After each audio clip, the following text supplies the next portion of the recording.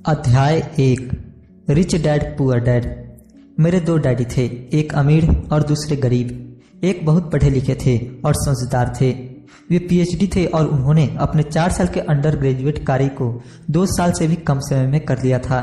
इसके बाद वे आगे पढ़ने के लिए Stanford university, university of Chicago तथा नॉर्थ वेस्टर्न यूनिवर्सिटी गए और यह सब उन्होंने पूरी तरह से स्कॉलरशिप के सहारे ही किया। मेरे दूसरे डैडी 8वीं से आगे नहीं पढ़े थे। दोनों ही अपने करियर में सफल थे। दोनों ने जिंदगी भर कड़ी मेहनत की थी। दोनों ने ही काफी पैसा कमाया था, परंतु उनमें से एक पूरी जिंदगी पैसे के लिए परेशान होता रहा। दूसरा हवाई के सबसे अमीर व्यक्तियों में से एक बन गया। एक के मरने पर उसके परिवार, चर्च और जरूरतमंदों को करोड़ों डॉलर की दौलत मिली।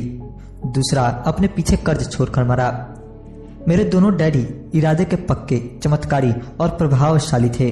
दोनों ने मुझे सलाह दी, परंतु उनकी सलाह एक सी नहीं थी। दोनों ही शिक्षा पर बहुत जोर देते थे, परंतु उनके द्वारा सुझाए गए पढ़ाई के विषय अलग अलग थे। अगर मेरे पास केवल एक ही डैडी होते तो मैं या तो उनकी सलाह मान लेता या फिर उसे ठुकरा देता। क्योंकि सलाह दोनों देने वाले थे, इसलिए मेरे पास 2 विरोधाभासी विचार होते थे, एक अमीर आदमी का और दूसरा गरीब आदमी का। किसी भी एक विचार को सीधे सीधे मान लेने या न मानने के बजाय मैं उनकी सलाहों पर काफी सोचा करता था, उनकी तुलना करता था और फिर खुद के लिए फैसला किया करता था। समस्या यह थी कि अमीर डैडी अभी अमीर नहीं थे और गरीब डैडी अभी गरीब नहीं थे। दोनों ही अपने करियर शुरू कर रहे थे और दोनों ही दौलत तथा परिवार के लिए मेहनत कर रहे थे, परंतु पैसे के बारे में दोनों के विचार और नजरिए एकदम अलग थे। उदाहरण के तौर पर एक डैडी कहते थे, पैसे का मोह ही सभी बुराइयों की जड़ है, जबकि दूसरे डैडी कहा करते थे, पैसे की कमी ही सभी बुराइयों की जड़ है। जब मैं छोटा था तो मुझे दोनों डैडियों की अलग अलग सलाहों से दिक्कत होती थी। एक अच्छा बच्चा होने के नाते मैं दोनों की बातें सुनना चाहता था। परेशानी यह थी कि दोनों एक सी बातें नहीं कहते थे। उनके विचारों में जमीन आसमान का फर्क था, खासकर पैसे के मामले में। मैं काफी लंबे समय तक यह सोचा करता कि उनमें से किसने क्या कहा, क्यों कहा और उसका परिणाम क्या होगा। मेरा बहुत सा समय सोच विचार में ही गुजर जाता था। मैं खुद से बार बार इस तरह के सवाल पूछा करता, उन्होंने ऐसा क्यों कहा, और फिर दूसरे डैडी की कही हुई बातों के बारे में भी इसी तरह के सवाल पूछता। काश मैं यह बोल सकता, हाँ वे बिल्कुल सही है, मैं उनकी बातों से पूरी तरह सहमत हूँ, या यह कहकर मैं सीधे उनकी बात ठुकरा सकता। बुढ़े को यह नहीं पता कि वह क्या कह रहा है। चूंकि दोनों ही मुझे प्यारे थे, इसलिए मुझे खुद के लिए सोचने पर मजबूर होना पड़ा। इस तरह सोचना मेरी आदत बन गई, जो आगे चलकर मेरे लिए बहुत फायदेमंद साबित हुई। अगर मैं एक तरह से ही सोच पाता तो यह मेरे लिए इतना फायदेमंद नहीं होता। धन दौलत का विषय स्कूल में नहीं बल्कि घर पर पढ़ाया जाता है। शायद इसलिए अमीर लोग और ज्यादा अमीर होते जाते हैं, जबकि गरीब और ज्यादा गरीब होते जाते हैं और मध्य वर्ग कर्ज में डूबा रहता है। हम में से ज्यादातर लोग पैसे के बारे में अपने माता पिता से सीखते हैं। कोई गरीब पिता अपने बच्चों को पैसे के बारे में क्या सिखा सकता है? वह सिर्फ इतना ही कह सकता है, स्कूल जाओ और मेहनत से पढ़ो। हो सकता है वह बच्चा अच्छे नंबरों से कॉलेज की पढ़ाई पूरी कर ले, फिर भी पैसे के मामले में उसकी मानसिकता और उसका सोचने का ढंग एक गरीब आदमी जैसा ही बना रहेगा। यह सब उसे तब सिखा था जब वह छोटा बच्चा था।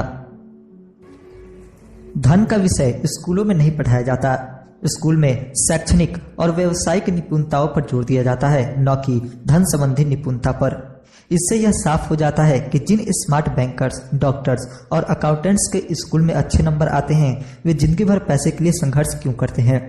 हमारे देश पर जो भारी कर्ज लदा हुआ है, वह काफी हद तक उन उच्च शिक्षित राजनेताओं और सरकारी अधिकारियों के कारण है जो आर्थिक नीतियां बनाते हैं, और मजे की बात यह है कि वे धन के बारे में बहुत कम जानते हैं। मैं अक्सर नई सदी में आने वाली समस्याओं के बारे में सोचता हूँ। तब क्या होगा जब हमारे पास ऐसे करोड़ों लोग होंगे जिन्हें आर्थिक और चिकित्सीय मदद की जरूरत होगी। धन संबंधी मदद के लिए या तो वे अपने परिवारों पर या फिर सरकार पर निर्भर होंगे। क्या होगा जब मेडिकेयर और सोशल सिक्योरिटीज के पास पैसा खत्म हो जाएगा? किस तरह कोई देश तरक्की कर पाएगा अगर पैसे के बारे में पढ़ाई की जिम्मेदारी माता पिता के ऊपर छोड़ दी जाएगी, जिनमें से ज्यादातर गरीब है या गरीब होंगे। चूंकि मेरे पास 2 प्रभावशाली डैडी थे, इसलिए मैंने दोनों से ही सीखा। मुझे दोनों की सलाह पर सोचना पड़ता था। इस तरह से सोचते सोचते मैंने यह भी जान लिया कि किसी व्यक्ति के विचार उसकी जिंदगी पर कितना जबरदस्त प्रभाव डाल सकते हैं। उदाहरण के तौर पर एक डैडी को यह कहने की आदत थी, मैं इसे नहीं खरीद सकता। दूसरे डैडी इन शब्दों के इस्तेमाल से चिढ़ते थे। वे जोर देकर कहा करते थे कि मुझे इसके बजाय यह कहना चाहिए, मैं इसे कैसे खरीद सकता हूं। पहला वाक्य नकारात्मक है और दूसरा प्रश्नवाचक। एक में बात खत्म हो जाती है और दूसरे में आप सोचने के लिए मजबूर हो जाते हैं। मेरे जल्द ही अमीर बनने वाले डैडी ने मुझे समझाया कि जब हम कहते हैं मैं इसे नहीं खरीद सकता तो हमारा दिमाग काम करना बंद कर देता है। इसके बजाय जब हम यह सवाल पूछते हैं मैं इसे कैसे खरीद सकता हूं तो हमारा दिमाग काम करने लगता है। उनका यह मतलब नहीं था कि आपका जिस चीज पर दिल आ जाए उसे खरीद ही लें। वे लगभग दीवानगी की हद तक अपने दिमाग को कसरत करवाना चाहते थे, क्योंकि उनके ख्याल से दिमाग दुनिया का सबसे ताकतवर कंप्यूटर है। मेरा दिमाग हर रोज तेज होता जाता है क्योंकि मैं इसकी कसरत करता हूँ। यह जितना तेज होता जाता है मैं इसकी मदद से उतना ही पैसा कमा पाता हूँ। उनका मानना था कि मैं इसे नहीं खरीद सकता कहना दिमाग की आलस की पहचान है। हालांकि दोनों ही डैडी अपने काम में कड़ी मेहनत करते थे, परंतु मैंने देखा कि पैसे के मामले में एक डैडी की आदत यह थी कि वे अपने दिमाग को सुला देते थे और दूसरे डैडी अपने दिमाग को लगातार कसरत करवाते रहते थे। इसका दीर्घकालीन परिणाम यह हुआ कि एक डैडी आर्थिक रूप से बहुत अमीर होते चले गए, जबकि दूसरे डैडी लगातार कमजोर होते गए। इसे इस तरह से समझे कि एक व्यक्ति हर रोज कसरत करने के लिए जिम जाता है, जबकि दूसरा व्यक्ति अपने सोफे पर बैठकर टीवी देखता रहता है। शरीर की सही कसरत से आप ज्यादा तंदुरुस्त हो सकते हैं और दिमाग की सही कसरत से आप ज्यादा अमीर हो सकते हैं। आलस्य से स्वास्थ्य और धन दोनों का नुकसान होता है। मेरे दोनों डैडियों की विचारधारा में जमीन आसमान का अंतर था। एक डैडी की सोच थी कि अमीरों को ज्यादा टैक्स देना चाहिए ताकि बेचारे गरीबों को ज्यादा फायदा मिल सके, जबकि दूसरे डैडी कहते थे टैक्स उन लोगों को सजा देता है जो उत्पादन करते हैं और उन लोगों को इनाम देता है जो उत्पादन नहीं करते। एक डैडी सिखाते थे मेहनत से पढ़ो ताकि तुम्हें किसी अच्छी कंपनी में नौकरी मिल जाए, जबकि दूसरे डैडी की सीख यह थी मेहनत से पढ़ो ताकि तुम्हें किसी अच्छी कंपनी को खरीदने का मौका मिल जाए। एक डैडी कहते थे मैं इसलिए अमीर नहीं हूँ क्योंकि मुझे बाल बच्चों को पालना पड़ता है। दूसरे डैडी कहते थे मुझे इसलिए अमीर बनना है क्योंकि मुझे बाल बच्चों को पालना है।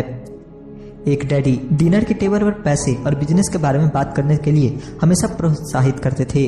दूसरे डैडी भोजन करते समय पैसे की बातें करने के लिए मना करते थे। एक का कहना था जहां पैसे का सवाल हो सुरक्षित कदम उठाओ, खतरा मत उठाओ। दूसरे का कहना था खतरों का सामना करना सीखो।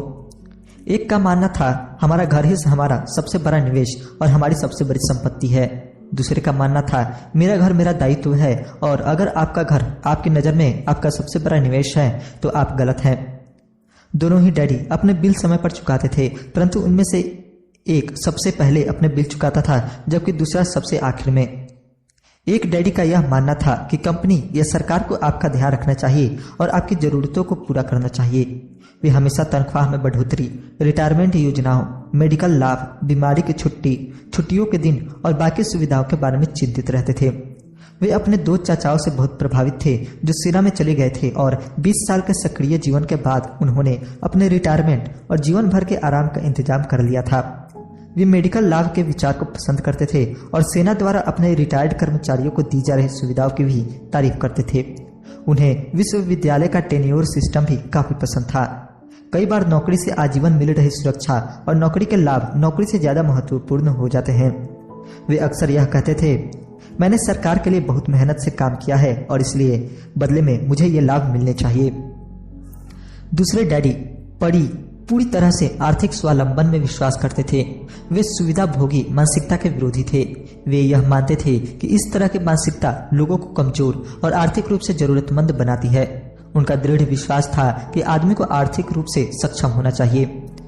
एक डैडी कुछ डॉलर बचाने के लिए परेशान रहे, दूसरे डैडी एक के बाद एक निवेश करते रहे। एक डैडी ने मुझे बताया कि अच्छी नौकरी तलाशने के लिए अच्छा सा बायोडाटा कैसे लिखा जाए। दूसरे ने मुझे यह सिखाया कि कैसे मजबूत व्यावसायिक और